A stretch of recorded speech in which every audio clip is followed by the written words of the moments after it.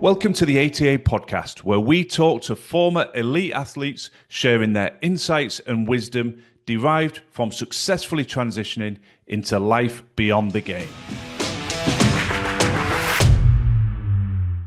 A very warm welcome to the Athlete Transition Accelerator podcast, and I'm delighted to welcome today Matthew Lamb, a former professional cricketer who spent many years in the game, predominantly with Warwickshire, but also with Derbyshire, and I'm looking forward to hearing his story of transition. So first of all, Matthew, a very warm welcome, and thank you for spending time with us today.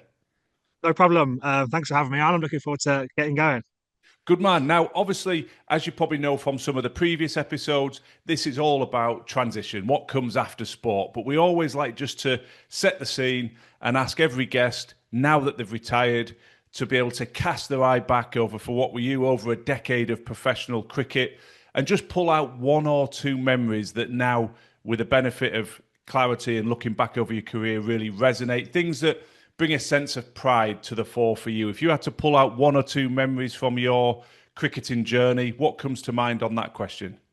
Yeah, so difficult. Obviously, with any sports person that's played for a long period of time, there's obviously been plenty of highs, plenty of lows also as Yeah, well. But if you was to have sort of the couple that sort of spring to mind, Amelia, like I say, I'm sure many people say the same thing. You're obviously your debut. For my debut at Warwickshire, obviously a homegrown player who's hmm come through the system as a 10-year-old kid, really. To make your debut for a club of that stature, with such talented players. Firstly, who was in that 11 that played, but just if you look back for the history of the club and not the calibre of player that have played for Warwickshire, it's a very, very proud moment for me and for my family. of course. And I always sort of stress that the family is so important growing up. You know, they're throwing you around the country, they're throwing you to training in the weekends, and they play a massive part. And without them, you wouldn't be in the opportunity to even make a debut. So always very thankful for them. So that was an extremely proud moment. But I suppose the one, yeah, the biggest highlight throughout my whole career was we won the county championship in 2021, and played majority of the games that season. So listen, yeah, you look back and although I've had some highs, and I say plenty of lows, that was a particular high. And actually the way we won it as well, such a unique sort of way and finish. Sort of won the championship on the last day with maybe 45 minutes left in the game. So a really sort of unique way to go and win it. And like I say, winning a trophy. Especially the championship for your home club with like three or four in particular, very, very close friends. Yeah, that's an achievement that I'm extremely proud of. Yeah, and I love asking that question, Matthew, because you just get that, you can feel the energy coming through, and it's lovely to sit and listen. And that nod to the family is something that comes through a lot because there's not many sportsmen or women that won't relate to the fact that our parents invariably are the eternal sort of facilitator of making it happen, the taxi driver, the standing on the sidelines, the psychologist, the nutritionist. They're doing everything in our early years. So it's always lovely, and we hear it a lot, but it's lovely to see that recognition and you sort of giving them that recognition. So I always say this, you can get stuck in talking about the sporting chapters and we could spend the whole episode on it. But for you, retirement's relatively recent. It was only the sort of back end of 2024, wasn't it, that you actually retired? So would you just give the listeners the sort of insight into what prompted your retirement? Yeah, a bit of a strange one actually. And actually probably one that was very difficult to take and maybe still is in a way. So I had an ongoing issue with my back for quite a period of time actually before I ended up retiring. Now we sort of tried like all sportsmen people try various different um, sort of health options to try Yes. and get me back on the park. So various injections, acupuncture, a variety of different things really. And it sort of got to the stage where we tried so many different things and had so many injections. You know, that's only masking the pain rather than sort of solving it. It was a Mhm. chronic issue of my back. So it was a bit of a strange one. So I retired midway through the season 2024. But if I'm going to be honest with you, I reckon within the first month of the season, I sort of knew I don't think this was too far away. I struggled with it a Right. lot in 23 as well. Managed to just get through the season. And I mean, obviously, you've had a sort of 6 month period off where it did settle a little bit, of course, because you're not playing at the same intensity or training. Also, so yeah, we sort of a month into the season 2024. I remember really was struggling with it quite a lot, having these awful spasms and just made actually playing become a little bit unbearable. And naturally, because of that, your enjoyment is something you've loved doing for such a long period of time. starts to dissipate quite quickly. Hmm. And then, yeah, sort of fast forward 2 or 3 months after that, it just sort of got to the stage when I was speaking to our physio, the doctor, and actually a surgeon as well, that surgery would be required. And that surgery was quite complicated and quite complex. And actually, was sort of, we could have come to an agreement that someone of my age, would it really be worth it? And I was sort of weighing up the pros and cons. It was a disc issue, and shaving discs off nerves had become very complicated. And like I say, as someone who's 28 years of age, was I necessarily prepared to take that risk? I wasn't. And then I played a 1 day game. I think it was Hampshire. My back. I remember just hobbling around for the whole game, and then I ended up massive tear in my calf. Actually, was the sort of Right. final straw of it. But that was only just from from just how much I was struggling with my back. And naturally, with that, you sort of run differently, you walk differently, you Yes, carry yourself differently to compensating. try and Yeah, compensate. Yeah. yeah. And we just come to the agreement after. It was very sad. Like it was, I knew that it was done. I remember walking off at the Rose Bowl, and I spoke to Mickey Arthur after the game and just said, "Yeah, this is." I think that's me. So yeah, bit of an unfortunate way to look at it. And I've had times where obviously get a little bit low about it. But then you always got to look, and I've spoken to numerous people about this, would the 10-year-old kid who ended up playing for 10 years would have snapped your hand off to be in that position? So you can look at the negatives. And of course, it's easy to do that. But you also got to look back at some of the memories of made, not just on the pitch, but off it, some of the friendships, experiences. The beauty of cricket as well. You travel around the world, you experience so many different cultures. You obviously can go out and play to Australia, Sri Lanka, India, so many different places. So, cricket's given me everything really. And I look at it and think, although it's potentially finished a little bit earlier than I would have liked, geez, I would have snapped your hand off to play for as long as I have done. So, yeah, although it's a bit of a sort of a tough pill to swallow, I think. Listen, it is what it is, and that's life. And there's plenty of people in worse situations than me, that's for sure.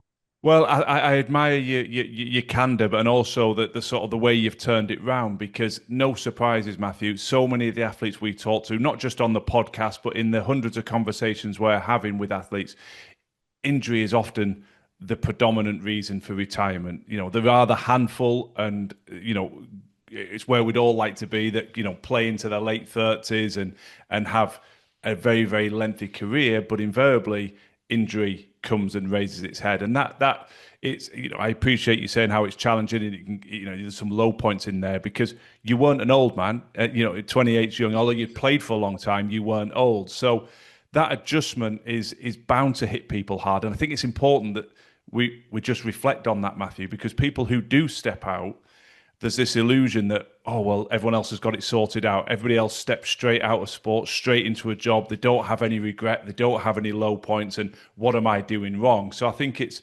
powerful for them to hear, hey, it's taken no doubt a bit of adjustment for you to get your head around that. And then it's very positive to hear you, a year or so later being able to say, I would have I would have bitten your hand off to get that as a young man. But that's. I mean, I'm not putting words in your mouth, but that's taken a bit of time for you to get to that philosophical position you've just shared. I imagine the initial stages when you stop and you're no longer playing, I can imagine that was particularly difficult. Yeah, do you know what? Actually, I sort of disagree with that in a weird way. Just in terms of like, actually, whilst the season's going on, you're so sort of busy, like just putting things together, and like, you obviously know you're retiring, so you're just putting plans in place, and you may be still around the squad because you might be going to like watching the boys play, and you're still sort of around it. So just to a bit of a backstory, I've been retired. I actually ended up going out to Australia. So I've been back from Australia for 3 months now, but let's say I spent sort of 9, 10 months there. I Right. literally just went away Yeah. just to go and sort of travel around. And different kind of experience. Wasn't going out with obviously any cricket in mind. So yeah, like almost for the first sort of, I don't know, 3 or 4 months. Of course, like you're disappointed. You haven't, there's periods where you're sort of sad about how it's all ended. But it wasn't maybe until like April 25, so sort of 6, 7 months after, when the season started back in the UK, you sort of think about it a little bit more. Boys are in pre-season, you see all this sort of stuff, and I think that's fairly natural. So, although I probably struggled with it a little bit more later on, just to Right. say, like when the game started, especially back home, we say that early sort of championship fixtures in April.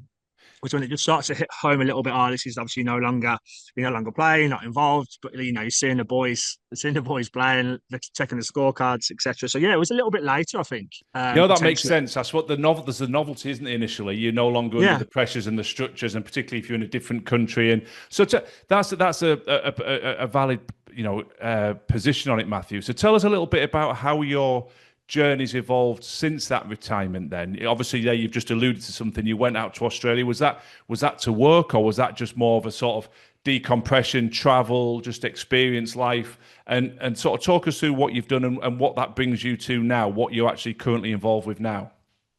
yes, element of both. I think I'm just keen to get out there, something different. I've been out to Wales a lot of times playing, Yes. so I've got a sort of network, got a family out in Sydney. So I just sort of went out there and I thought, let's just go and enjoy that and have let's go and give it a good crack, try and get some work. I actually found it very difficult trying to secure work, if I'm honest. It was actually a really interesting sort of 9, 10 months there, out in Oz.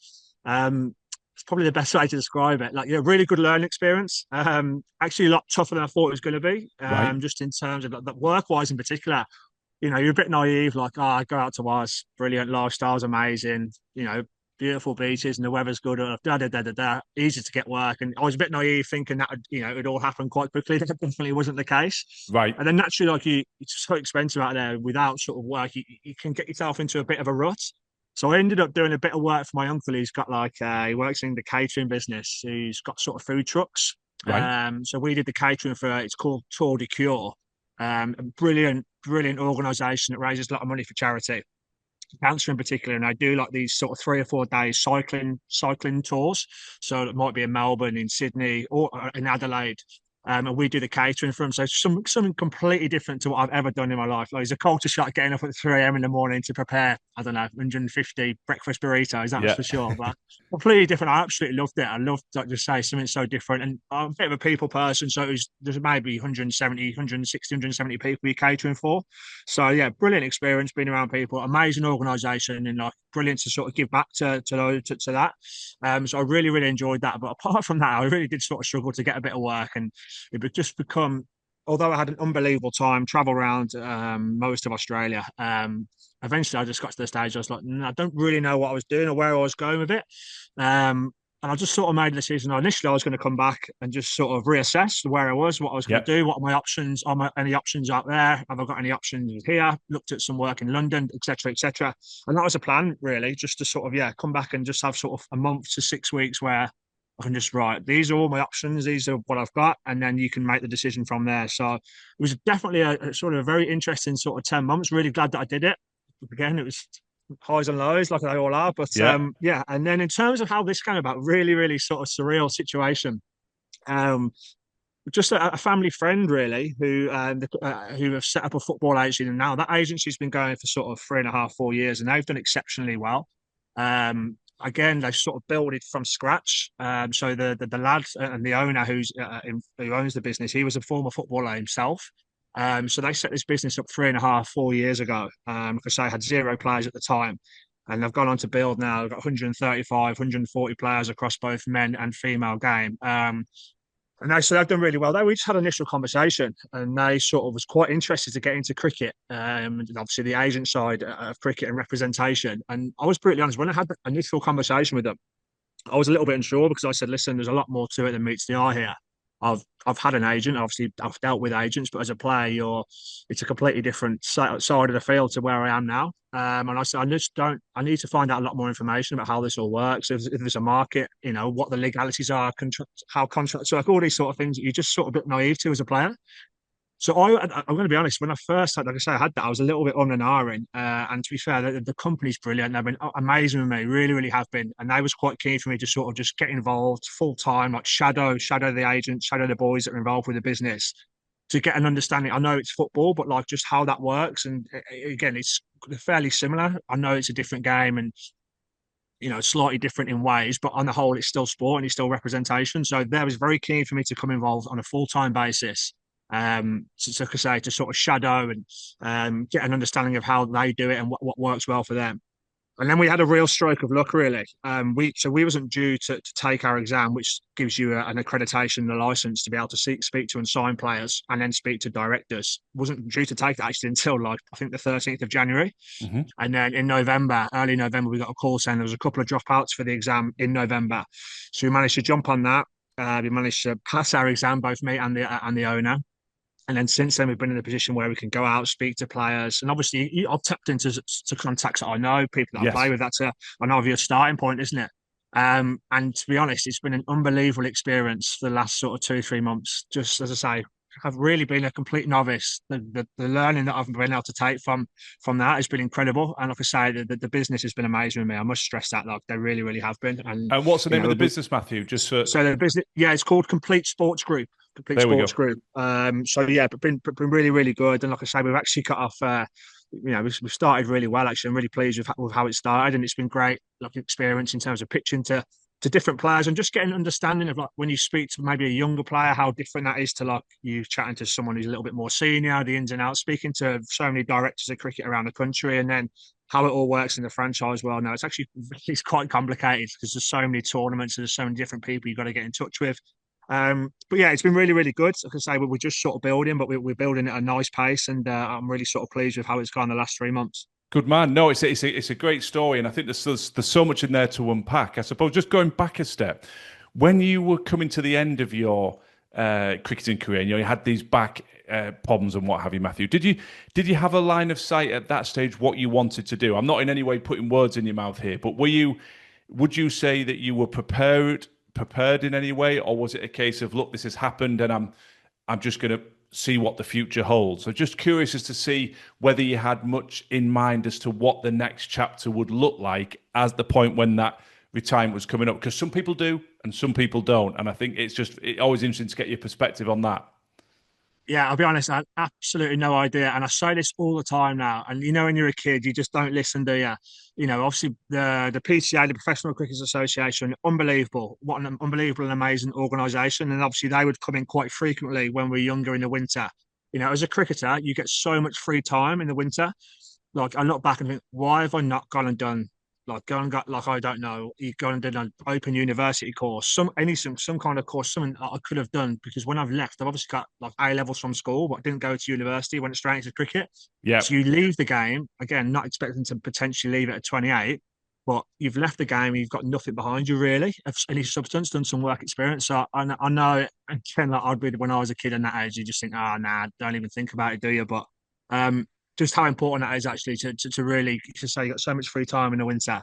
Yes, I that you just can think do. yeah, And you can maximize that as best you could. you took the words right out of my mouth, because as I say, you never want to put words in people's mouth and say, "Oh, do this or do that." But you've just said it. Absolutely, couldn't say it any more impactfully, because the harsh reality is that back crept up on you and then it stopped you. And then what you've very candidly and passionately articulated is that sort of journey of finding the next opportunity, going to Australia, working with your uncle, looking for opportunities, finding that difficult. And now you've landed in something with the agency where you're really, really happy, which is wonderful to see. But actually, perhaps some of that pain, as you've said, if you'd have had a bit more investment in it when you were playing, maybe you'd have had more clarity, maybe you wouldn't. But I think it's really powerful for the young players listening in all disciplines to sort of rewind and listen to what you've just said. It's like you have so much time, you have time in the winter. You're not necessarily going to find the perfect solution, but at least have some irons in the fire. Explore things, talk to people. So I was curious whether never know how the conversation is going to flow, but I think that's a powerful message that you've shared there. Yeah, absolutely. And I wasn't the best cricketer in the world. Jeez, I make no bones about that. Very average. But like I say, what the PCA is so good, they have so many open days, so many different like ways that you can go and when you're a cricketer, a little bit of it is trial and error. Like what, and you don't really spend time thinking, but you should do. Like, what is it that I actually want to go and do when I Yeah, finish? And yeah, then, like I say, there's so many open days at the PCA put on. There's so many contacts you have within cricket. It opens up so many doors for you. You really should, with the amount of free time you have, go and like spend time. Like, oh, I don't know, if you want to be a work in sales, go and do some work experience within sales. Like that's just an example. There's so many options and so many ways of doing that. Again, we're all young kids and just think, oh, you think you know better. Nah, it'll be all right. I'll just train and spend exactly. the rest of the day on the PlayStation or whatever it is, like Yeah, we all yeah, no, do. exactly, and that's the model, and that's exactly why we formed ATA, Matthew. Yeah. Being candid, is like help people sort of look at some of the key steps, and you're already answering it. But one of the questions we always say to people is, with the benefit of hindsight, we're all geniuses with the benefit of hindsight, but looking back and talking to a younger Matthew, and I appreciate you've already sort of half answered this, but we always say to people, pick out a do and pick out a don't, because everybody that's still in the game, whether it's cricket or any discipline, say do this and you will find your transition easier, and don't do this and you will find your transition easier. And again, it'll be it's repetition to a degree here, but what's your top do and your top don't, would you say, Matthew, if you were going back in the time machine, sitting yourself down for a coffee and saying, right, come on, Matthew, do this, don't do that? Well, it's a little bit of the similar answer for both. Like, I do definitely think I've wasted so much time. Like, there's so much time available. Like I say, in the winter, obviously you're training, but you have so much free time. And I just look back and I think, don't waste time. Like, Yeah. do not waste time. I can't stress how much time there is to really set yourself up. And I think that's an important point with sport in general. Like, you never know when you're going to finish. Like, you really don't. Like, it could happen at any stage. Unfortunately, that's the nature of sport. Yes. Um, and I actually think, and I spoke to a few people, and it obviously makes a lot of sense. If you, let's say, had something, let's say let's say I was at uni, I got a degree alongside my cricket.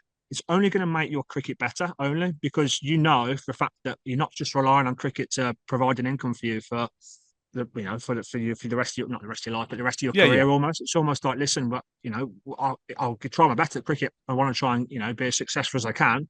But if that doesn't work out, or I end up getting injured, or I finish early for whatever reason, I've got this to fall back on.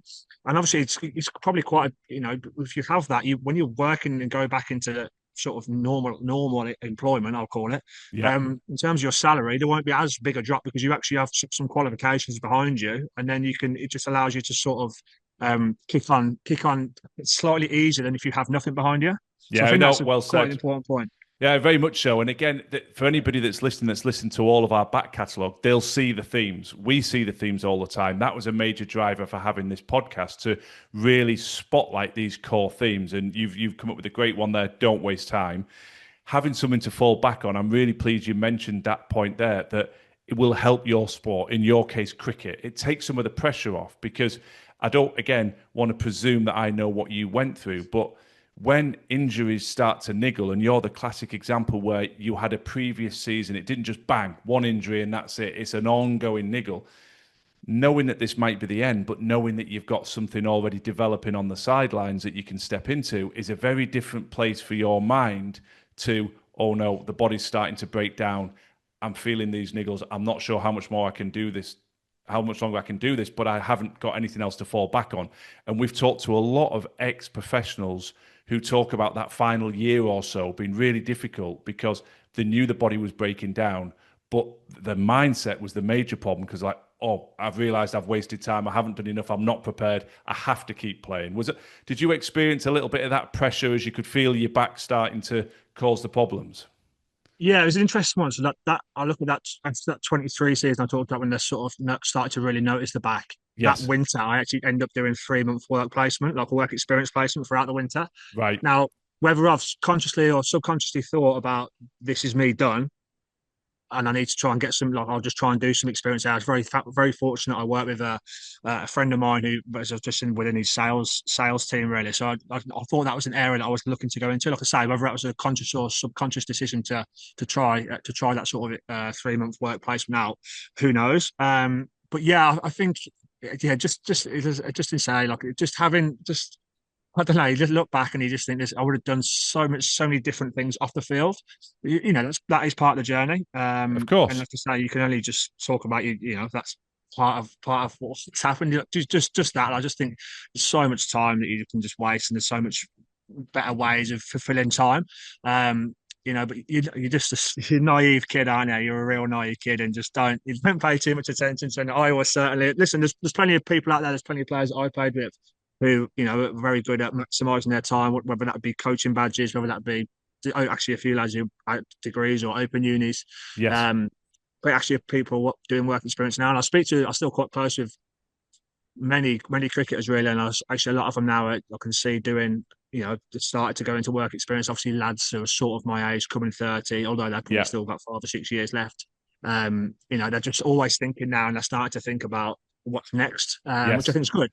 Exactly. And you mustn't beat yourself up, because that's why I use that phrase of we're all geniuses with the benefit of hindsight. When you look back, we can all see in every aspect of our life, oh, I should have done this. I should have said that. I should have said, but that's the power of this, is people are accessing the wisdom that you've got with the benefit of hindsight. And I love your candor. And I love the fact you said, hey, look, I wasted time. Don't waste time. So it's great advice. Now, bringing it back to where you are now, getting into the agency space and representing cricketers and what have you. One of the fears, if that's the right phrase, that we get from a lot of athletes is, oh, I'm not sure, I'm not sure if I've got the skill set to take into industry. I'm a footballer, I'm a cricketer, I'm a rugby player, I'm a netball player, whatever the discipline may be. They're sort of blinded to the fact that, hey, you've got some raw material, you've got some skill that can carry you forward. Now, I know you're very, very early in the piece with the agency work, but it's evident from seeing you, hearing you as you talk about it, how much you're enjoying it. Is there anything that you would say, actually, yeah, this is a transferable skill. This what's things that I've developed in my cricketing experiences are now helping me in the world of industry in this job. Is there anything that you could sort of put a bit of a perspective on there, Matthew? Yeah, and I think like we've talked about like not going to uni, but I would say sports in general, like there's so many transferable different skills that you gain from sport that would be so beneficial for you moving forward. Like just so many. You have to work hard. You have to be self-disciplined. Dealing with pressure. There's no doubt about that. And actually, a little bit of as well is an element of selfishness. An element of selfishness. Like at the end of the day, you have to drive your own career forward. And it's not necessarily all the time for about coaches trying to pull you and say we should be doing this. You need to really sit down and have a plan. But I spoke to a lot of lads who are much better players than I was, and that's where they were so good. It's all about this is like sit down. This is how I'm going to drive my career forward. This is what I need to do. This is where I see myself now. This is where I see myself moving forward. I think that goal setting is a massive one as well and having that drive and that see a little bit of you can say that selfish ego they've got to have an element of that, like that sort of real self belief. No, like although this is can potentially be a little bit nerve wracking when you're starting out. Again, I was chatting to a variety of different cricketers who have left the game, and they make such a good point that as a cricketer, you're an expert. Well, if you play for a period of time, you become a little bit of an expert in your field. Whether that I'm talking at a domestic level, Yes. but when you leave the game or leave whatever sport you're in at a professional level, you become a novice in whatever you will start doing. But you'll be a novice at 30. So the people that you're going into, whatever that environment may be, is they've maybe had 10 years experience there because let's say they would have left school or uni at 21, let's just say. And then Yes. so at that age, they've sort of had 8, 9 years worth of working. So you've gone from being an expert to an absolute novice. And that is a little bit daunting. But the skills that you have, and like I say, overcoming sort of the pressure, how to be able to deal with pressure. As I say, that sort of selfishness, an element that you need to be able to drive yourself forward. All those sort of things. There's so many transferable skills within cricket, and I actually like teamwork, being within a team, Yep. being able to, like you say, communicate. And one thing I would say, I feel like I am a bit of a people person. So I was very keen when I was out in Australia. I actually sat down for maybe sort of 3 or 4 months and think, right, what are the skills that I have, and what with these skills, what is it that I would want to do? Now, actually, I did always sort of have the agency, Concept in mind. yeah, Yeah. concept in mind. Definitely, that was one of the things that I did write down. But I sort of knew that. Listen, of having been around a lot of people, which you are in sport, inevitably, with like such a big squad and all the variety of different staff they have. I was very keen to be around people. Really do enjoy, to say, being around those people. So that was an area that I sort of really did target and think, right, what are the jobs that I can do here that will give me the best chance to sort of maximize the skills that I have already. And like I say, Yeah. with the transferable skills that you do get from sport, and there are so many, yeah, I just think it was a good match. No, I love your perspective on it. And because we spend a lot of time coaching people individually, you're touching on a lot of the key steps to a successful transition. One, you've had time to reflect. You've done it in a fabulous way going out to Australia, but what am I good at? And what do I enjoy? And these are really powerful questions because naturally you've got to start to get some clarity around that. Otherwise, well, every opportunity is suitable to try and filter it down a little bit. And actually, having listened to you today, the people person element comes through a lot. When you're in an agency space, you're dealing with people all the time. You've got that drive and that selfishness, as you say, from what you've said, just listening to today, the agency is stepping into cricket for the first time. So there's not a ready-made player list here saying, well, there you go, Matthew, just come and manage this. It's very much right. Help us build something which very much aligns with that drive and that selfishness and that desire to improve, to say, okay, well, this is on me. So it's interesting how all these bolts sort of click back together.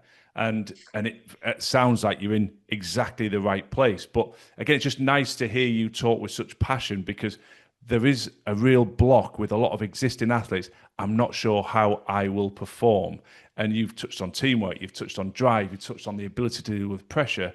All of those things stand you in good stead. And particularly in cricket, because it's one of those strange dynamics, cricket, isn't it? It's a team sport, but it's also an individual sport at the same time, which is quite rare. You know, when you go out to bat, it's very much you and the bowler, isn't it? Yes, you've got to consider the guy at the non-striking end, but you're in a team sport, but then you're very much isolated. And if you have a bad day and you're out first ball, next time you go out, there's a lot of mental chatter that I imagine you've got to suppress and quieten down so that you forget that and move forward, which is completely transferable into industry, because a lot of people have a bad experience. They fail a presentation, they fail an exam, they don't quite succeed with a customer interaction, and then they struggle to dig themselves out of it. Whereas in your world, I suppose that's akin to a bad innings and trying to bounce back possibly the very next day. Yeah, listen, it's not as straightforward as that. There's been some tough times, definitely, when you keep getting out for a very low score, which in my case was quite frequent. I think that's the thing as a batter, like it's so difficult, and like you get out, you potentially have sort of 2 days to stew Yeah, before you get to go again. And it's such a unique thing. You sort of, you bat 4 or 5, whatever you get, and then you watch someone else do your job for potentially the rest of your day. And obviously, you yeah, do have a lot of time to stew in.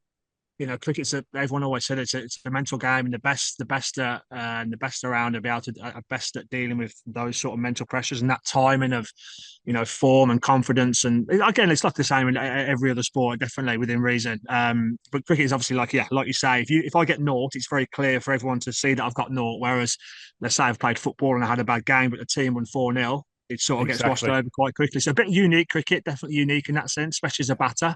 Yes. But that's all part of it. And like I say, the skills you get and hopefully can develop over the years with it. As I say, it's only going to stand you in good stead for whatever you do moving forward. Just out of interest on that, and again, this is a transferable element. What, how, what, and how did you manage that mental pressure? You know, as you say, a low score, you sit and watch your teammates bat all day. Next time you go out, are there any sort of particular tip? Because when it comes to dealing with pressure, I always think that's almost as unique as it gets. You know, you might have a football player misses a penalty and it's in the glare, but you're out. Everyone sees you out. You've got to go back out there. And it was. Did you find any particular strategy to enable you to bounce back and to keep that resilience and that self belief that you could do it next time? Oh, I found it tough. I did find it really tough. Jesus, there's a lot stronger mentally people than me, batting wise. But yeah, I did find it very tough. Like more so when I was younger. Probably just as you get a little bit older and a little bit more experience, played a few more games, you realise that is part and parcel of cricket. You fail more times than you're going to succeed. That is the nature of Yes. batting, and you definitely do develop tips in terms like. The best I've seen, the very best are ones, and I know it's probably self-explanatory, but they stay really level, like Hmm. really, really level. So you would never know whether they've got 100 or not. Like, Like at times, especially when I was younger, if I didn't get any runs, probably be a nightmare to be around. I probably would, and probably that goes to a few players, I suppose. Like I say, especially as a younger player, yes. more so like not necessarily in and around the change room, but like when you'd be at home, like with family, could be Hmm. yeah, quite a night, probably yeah, difficult to be around. As I say, you get a little bit older, you do just. It's tough. It's tough, especially going through a bad patch. You do just sort of try and find coping mechanisms, and then you just realise, listen, like form does come and go. You can, and you just sort of start to look like what can I control? I can control how I train. I can control like your mental techniques to give yourself the best chance. But can you control a bad umpiring decision? Can you control a good ball that you might get? No, you can't. So you're just learning to control the controllables, and that's a really, really sporty cliche comment. But yeah, try and control what you can control, and then the outcome will take care of itself. Yeah, and it does sound clear. It's easy to dismiss things when they're cliche, but it actually is the best advice you can probably give anybody in a time of pressure is try and park the uncontrollables, and what can you control, focus there. So no, and credit to you, you've been there, you've done that over many, many years. So I admire that. So obviously, as we start to bring the conversation to a close, Matthew, we have a little quick fire set of questions that we throw in. These have very much been driven by the ATA community. People were sort of firing in, and they've proved to be really popular. So don't worry if any of these don't resonate. I'll throw them at you. Just shoot from the gut what comes to mind. So the first one is the best piece of advice you've ever received. It could be sport related, it could be life related, doesn't matter. But a little piece of wisdom that you'd say, do you know what, that impacted me. I'll share that one. That's a bit of advice. I feel like I've had so much advice given to me over the years. Of course you will. Of course you will. A bit of advice that stands out. Jeez, I'm not sure. I can't. Honestly, I don't. Yeah. Don't worry. If there's not one that come back to me on that one. Come back to we'll come back. We'll take a pass on that. Come back. Yeah. Is there a particular next one? Is there a particular book or a podcast, something that's impacted you on your journey? Again, in the world we're in, everyone's looking to learn and improve, and it's always a curiosity of what's impacted you along the way. As I say, may not be a book, may not be a podcast, but does anything come to mind for you on that one? Yeah, interesting one that. So like when I was younger, I used to read a lot. I wasn't a massive reader, but I would read a lot of like sport and autobiographies. Right. Like real keen on that. Variety of different sports. Love all sports. Love football, cricket. Remember reading Willie O'Sullivan's book. Yeah. But I've read, and then as I got slightly older, maybe started to like. This is when I'm starting to get into sort of the professional sport. Again, you're speaking to like psychologists about various techniques. A couple of books that I did read, which I did quite enjoy, is The Chimp Paradox. Yeah, by Steve Peters. Read that. That was a good, and The Confidence Gap. Those are the two books that do sort of spring to mind, I would say, about books that I've read. Right, I've not read The Confidence Gap, so I'm always curious myself because I love to read. So The Confidence Gap, that's going on the list, and the Chimp Paradox. Definitely brilliant. But now go on. Sorry. No, I was just saying, like, so it was, and then as I say, it's just as I started like breaking into sort of professional sport, I did have a massive thing about like those was really gone from like never really been interested in any of those sort of what you call self-help books, I suppose, to actually finding them really interesting. Like would always be interested in like podcasts and how different sports people manage to cope, like with the variety of pressures. And listen, that those people have pressures much greater than I had to deal with. But yeah, did always find that I was actually become quite interested in that element of like sport. And actually at one stage was thinking, maybe could go down that route. Do you know what I mean? Like, would be quite interesting if you're going to do something, let's say, as a open uni course. Like maybe sports psychology would be an element of interest. I think something I did quite enjoy. Nice. And that's again, it's just a nice snapshot into the evolution of how you're learning, how your development goes. And so, no, I always love the answer to that one. Next one's just a bit of fun, really. But that classic question: if you're hosting a bit of a get together, dinner, few drinks, you could invite 3 people for an enjoyable evening. They can be dead or alive. We've got the magic touch here. It's just who would you love to sit around a table, have a couple of drinks with, and a nice meal with? Yeah, great question. Steve Bull, Wolverhampton Wanderers legend. Yeah, I'd definitely get him. And as an avid Wolves fan, yeah, I would get. That's a good question as well. I've done this before so many times. It's never just always panic. Like, who am I going to get? Yeah. Don't panic. Don't panic. You need some laughter, don't we? Do you know I really enjoy Mickey Flanagan? I'd get him because I think he'd be like, you have a bit of humour, haven't you? Yeah. And then I would get. Is there a former cricketer that you'd another professional cricketer you've been by? Is that too much of a busman's holiday? Nah, I do love cricket, but like, I'd probably go down the football route, and you want to get love to get like Maradona there. It'd be class, wouldn't it? Like, have a few good stories, likes of pints. Like, he'd be a man. I think you'd want to get around just for a bit of fun. Yeah, no, I love it, and it's just you see the brain ticking over when you ask that question. Who do you want? And everyone's thinking the same thing. You want a bit of banter, you want a bit of humour there. Just a last couple from me on this one. Then I think in terms of the future guests on this podcast, one of the questions we always love to say to people is, hey, is there anybody in your network that actually it'd be worth chatting to them? Because like everything in life, referrals are often the best form of sort of promotion and moving things forward. So no panic if there isn't anybody that fits. But is there anybody that you think, they've had a pretty interesting transition, perhaps challenging, perhaps super successful? But is there anybody that you think be worth approaching them to invite them onto the podcast? Yeah, I did have a really, really good conversation. I hope you didn't mind me saying this with Chris Cairns, the former New Zealand international. Yeah. and Nottingham player. He very sort of through a family friend was a mutual connection. I spoke to him on the phone. He was really, really good. Spent a lot of time on the phone to him. Again, similar sort of situation, retired for injury. He was someone that I come off the phone there and was like, wow, that what a great person. He's given me an hour and a half of his time there. So he was a man in particular I really, really did sort of get a lot from. Fabulous. I think he would be, Fabulous. yeah, he'd be good. Yeah. I don't think anyone, like anyone, anyone who's sort of, I think if you've, I think obviously people retire at all different stages. I think people who have maybe retired through circumstances that are not necessarily their own, always probably quite an interesting person to speak to, just because, yeah, just how they deal, like how they dealt with it. Everyone will be different in terms of how they dealt with it in those situations. Yeah. Retirement's not easy, regardless of whether you've chosen it or whether you've not.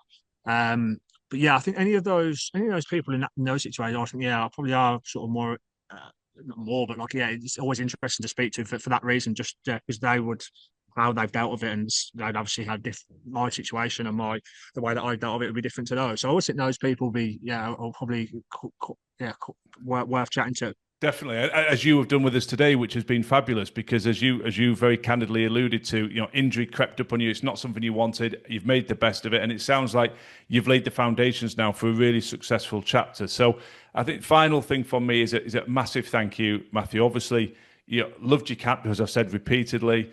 I think there'll be a lot of resonance for people to say, "Well, it happens. This is another classic case of injury bringing a premature end to a great career." But with time to reflect and with time to sort of find yourself and go and travel and experience another culture and get out to Oz, you've found another opportunity and now you're building it, which is hugely exciting. And I think if anybody wants to connect with you as a consequence of this, potentially there could be cricketers listening who would be interested to have a conversation with you about what you're doing now with the agency. Where's the best place to find you? Would that be LinkedIn as a way to reach out and connect? Yeah, I think LinkedIn's probably the best way, easiest way, I suppose. And then obviously we can have more than happily on that to have conversations with anyone. Like I say, I've spoke to a lot of people who, on the flip side, me trying to connect with them to get a better understanding of like what they've done and how they've dealt with various situations, and actually different sports. So more than happy to have those conversations because it really helped me. Good man. So yeah, I'd say LinkedIn's definitely probably the best way, I suppose. Great. Well, we'll put your contact details and thing into the show notes. Matthew, it's been a pleasure talking to you. I know you'll be very successful in this next chapter. Wish you all the luck in the world with it, and thanks again for sharing your time with us today. Not a problem. Thank you. Thanks for joining us this week on our ATA podcast. If you found this conversation insightful and it resonates with your journey, please subscribe, follow the show, and stay connected with us for more insight, resources, and information on how we at ATA are supporting your preparation for life beyond the game.